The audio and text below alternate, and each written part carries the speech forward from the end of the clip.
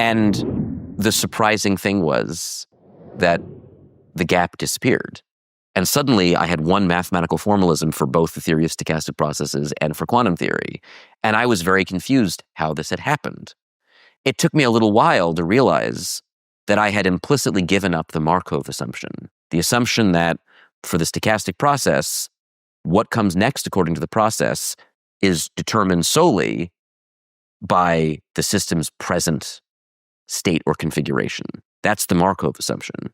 I had allowed the probabilistic development of the system to depend on past details, details that were not mediated solely by what was going on at the present.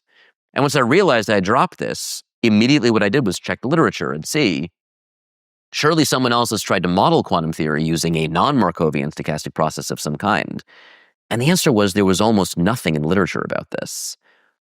Previous efforts to replace quantum theory with something like a stochastic theory, which go back to the work of Fritz Bopp in the 1940s, who, by the way, is mentioned in Hugh Everett's correspondences, his 1957 letter to Bryce DeWitt, his extended unpublished dissertation from 1956. He talks about Bopp's stochastic theory, says actually he thinks it's a fine theory if it can be fully developed. His objection is not to indeterminism. He doesn't prefer determinism over indeterminism. Everett says he just wants a theory that does one thing and not the Dirac-Von Neumann axioms, which seem to be deterministic in some situations and indeterministic in others. He's very clear about this, and I recommend, and you can put a link to his full 137-page unpublished dissertation. It's available online. People can read about this. The link will be on screen. So this will be an interesting thing for people to look at. But then work by Imre Fenyez in the 50s and Edward Nelson in the 60s through the 80s. But they had assumed that the dynamics should be Markov. This Markov assumption was an ingrained assumption that many people had.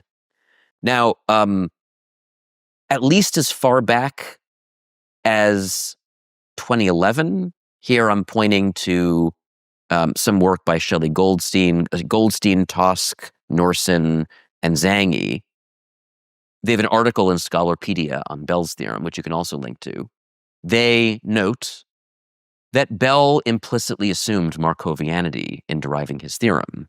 There's a much more recent draft article by Tim Maudlin called The Great Rift in Physics,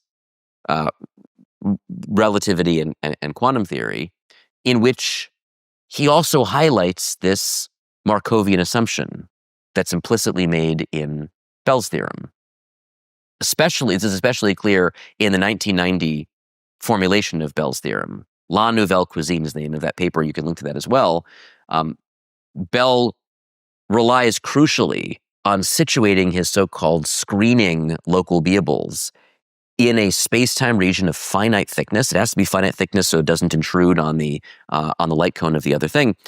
And if you have a non-Markovian set of laws, you can jump over those regions through the laws, but in a manner that stays within the light cones, respects light cone structure, so provides a way around some of Bell's conclusions while respecting the so-called relativistic causal structure of spacetime. But what I think was lacking was a concrete realization of this loophole. Loophole may not be quite the right word, because Bell has premises. Some of them were explicit, some of them were implicit.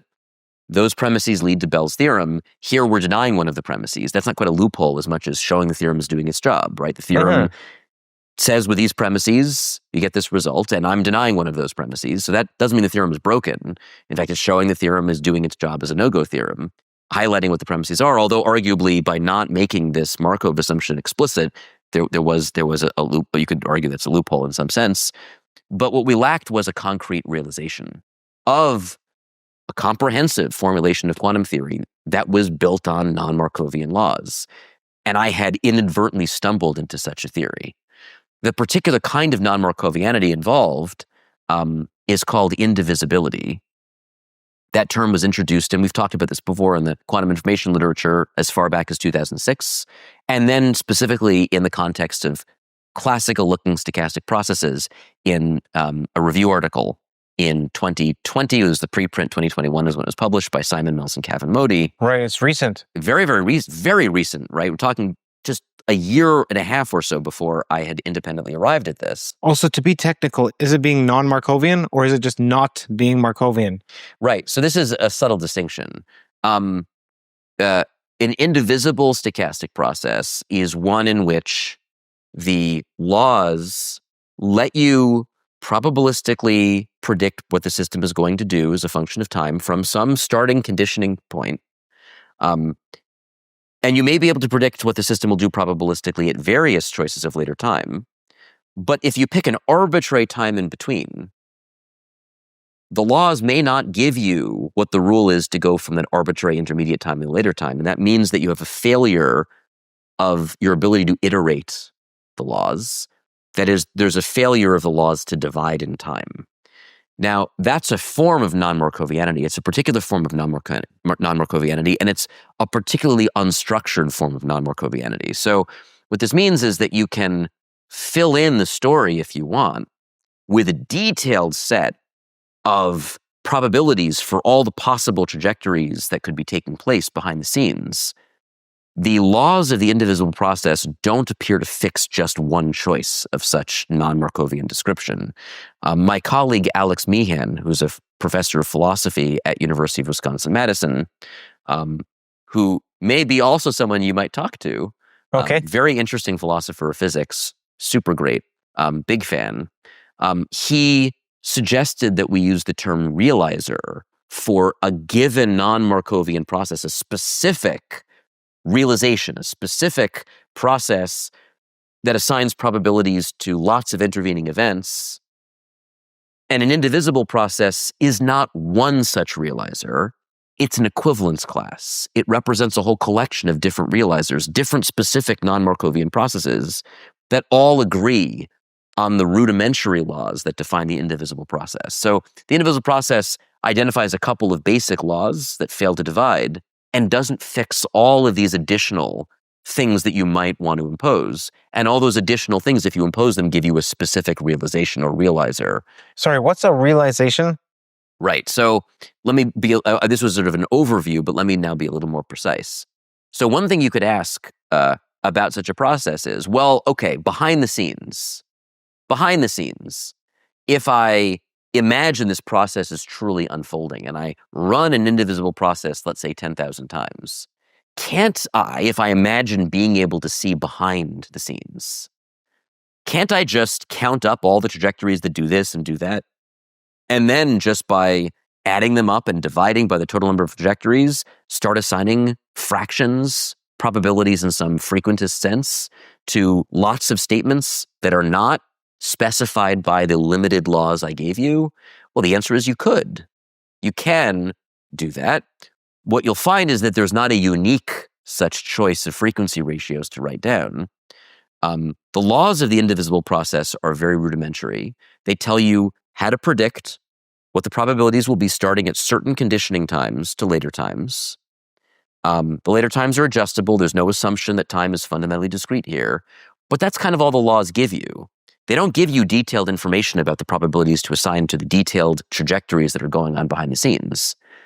If you impose what all those probabilities should be, all those extra probabilities behind the scenes, all of them, completely specify them, which is an infinite amount of information and very, unwieldy and not practical. But if you could somehow imagine imposing all of them and fixing absolutely every probabilistic detail, you would have one realizer.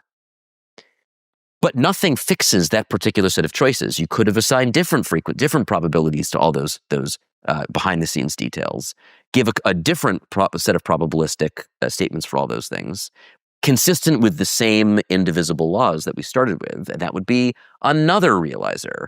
And you can argue that there may be many, many, many realizers, but because all the empirical predictions of the theory come out of the rudimentary indivisible laws, all these extra details do not appear to have any empirical content. And an indivisible theory simply doesn't specify what they are. It leaves them undetermined. And so an indivisible process represents a whole class of possible realizers. So the difference between an indivisible process and a non-Markovian process is that a non-Markovian process is one such realization where you've assigned probabilities to every possible statement, every trajectory, every detail. An indivisible process is less sharply defined. You define some features, And those features are sharply defined. But what's not empirically significant is left unfixed. So an indivisible process in a way represents a whole class of non-Markovian processes. And the nice thing about this is, from the point of view of someone who isn't even thinking about quantum theory, maybe you're a statistician, maybe you're a statistical modeler, you might have thought, well, I'd like to model non-Markovian systems. I'd like to model systems in which the more you know about the past, the more you can say about the future. But if your system is arbitrarily non-Markovian, if there's no bound on how much previous information will determine what happens in the future, you might think that you'd need to specify an infinite amount of lawful information, an infinite amount of information about the laws of your model in order to make any predictions at all. It might seem that fully non-Markovian processes are just too impractical to use. These indivisible processes give you a way to handle that problem. With a limited set of laws, you can make predictions with these models. You can make empirical predictions with these models, even though the models are inherently non-Markovian. You don't have to specify an infinite amount of information. Now, you might have worried, if I only specify a small amount of information about the laws, will this theory be able to make any empirical predictions at all? And the answer is, well, as I've shown, it's equivalent to quantum theory, and quantum theory certainly makes a lot of empirical predictions. So you might have thought what you had to do was make a Markov approximation. Just take all that past information, truncate it somewhere at some order, or truncate it all the way down to just the present state. We know when we do that, we're making approximations, but maybe we thought that's all we can do because otherwise the problem is too intractable. An indivisible process gives you another way to make non-Markovian processes tractable without making all of those approximations. The cliffs. Let's speak about cliffs. The cliffs between being a theoretical physicist or a quantum physicist and being in finance is actually not that large. Mm-hmm. And you know many people, I'm sure, that have made that jump. And have gone both directions too, yes. Okay. Yeah. Now, given that you have a new mathematical tool, indivisible stochastic processes that are a subset of non-Markovian that doesn't require an infinite amount of information, and Markovian and non-Markovian processes are useful in finance, do you imagine that your indivisible stochastic approach not only will aid quantum theory, quantum foundations potentially, but finance? Yeah, I mean, I came at this out of an interest in trying to make sense of the fundamental nature of the physical world, to make sense of quantum theory, to answer this question, can we find a world picture that underlies quantum theory?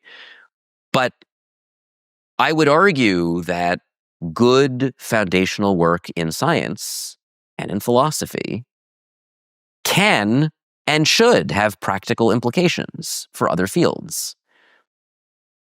On the one hand, having this indivisible picture might give us finally a world picture underlying quantum theory, but you can read this correspondence in the other direction. Right. If you have some thorny system in which you have to worry about memory effects or other forms of non-Markovianity and didn't know what to do and don't want to make various kinds of approximations, this might give you a new set of tools for studying those kinds of processes, whether you're working in finance, or you're working in biostatistics, or you're working in neuroscience, or you're working in machine learning. I mean, indivisible processes are new.